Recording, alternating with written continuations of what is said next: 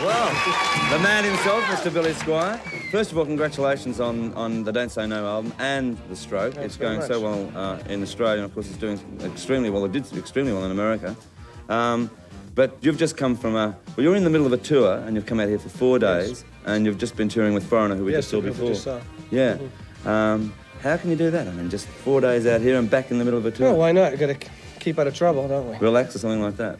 All right, now listen, with The Stroke, a lot of people have been saying, here it is, the heavy metal resurgence. And, I mean, do you like the being labelled as heavy metal?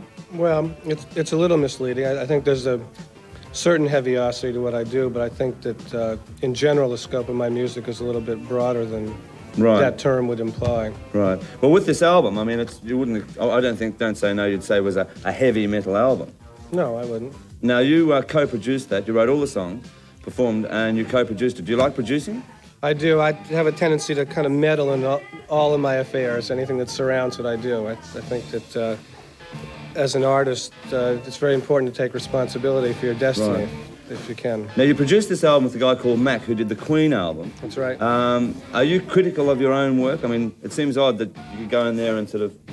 I think, well, you can, I mean, that's one reason I have Mac, is to have someone with an outside perspective. But as you go along, you're able, I find, to develop a certain objectivity towards what you do. And you can step outside yourself. Okay, now going back to the heavy metal resurgence, in America, is it obvious that it's sort of, you know, it's becoming all, not all heavy metal, but there's that sort of thing like there is in England where it's suddenly... No, I think America probably is actually maybe softening up a little bit, whereas in Britain they're really getting over the top. And did any heavy metal bands influence you at all?